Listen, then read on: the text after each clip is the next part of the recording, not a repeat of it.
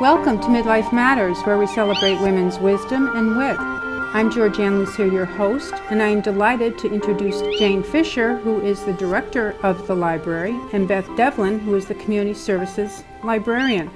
So tell us about book lover groups. The library offers a series of different book discussion groups that people can participate in. What I found really interesting was that we have a great population of mystery lovers. We have a mystery book club that meets September through June on the first Wednesday of the month at 3 in the afternoon. So it's great for those people that like an afternoon activity. And it's led by a mystery author. There's usually a themed series. This next series coming up in September is Female Detectives Through Time. That's our afternoon group. Okay. And then I moderate a Thursday night book club in which we discuss popular nonfiction as well as fiction, and we try and hit all different types of interest, all different types of genres, and that's the third Thursday of the month, 7 o'clock.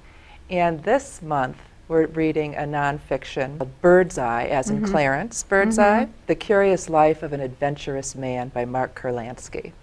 And so it's a really great story of the era of invention, as well as about Bird's Eye's contributions to our current food situation. And do you select the books? I do. I do get input, but I do have my selection criteria does evolve around availability. So just because everybody loves this book and really wants to discuss it, that doesn't necessarily mean there's going to be 25 copies available next Thursday for everybody to read, Okay. So, but we try and mix it up a lot, and we have a great time, and we serve refreshments. And then Jane came up with a great idea to have Read 'em and Eat, which is a kind of a non-traditional book discussion. It meets on the first Tuesday of the month at noontime.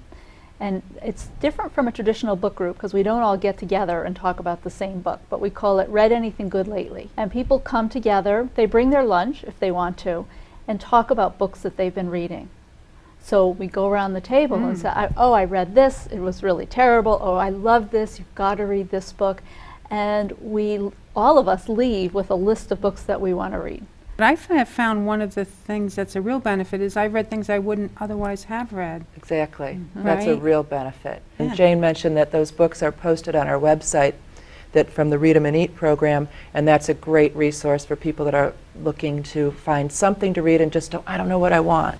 And how does that relate to the current summer program that's Read 'em and Eat? Read 'em right? and Eat, yes. Yes. Is that a game kind of challenge or contest? It's just something for fun that I developed years ago because a lot of families come into the library in the summer. The children are involved in the summer reading program for kids. The teens have a summer reading program. So I thought, well, let's make it fun for the adults too, and they can model that behavior for their kids. And all it is any book you read, you fill out an entry form, which is just a slip of paper with your contact information on it, and the book that you read, whether you liked it or not, and then goes into a drawing, and every 2 weeks we have a random drawing. And this year we're giving away prizes that include gift certificates to local food markets. So it's your opportunity to win some groceries, and they're all $25 gift certificates, and then we have a few extra prizes we throw in there, and we do drawings that are food-related programming.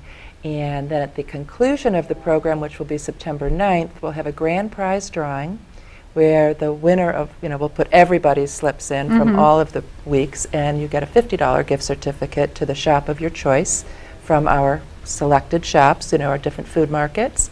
And we're also concluding that night with an author event. The History of Connecticut Food is the name of the book. So I thought that was a nice way to end the program.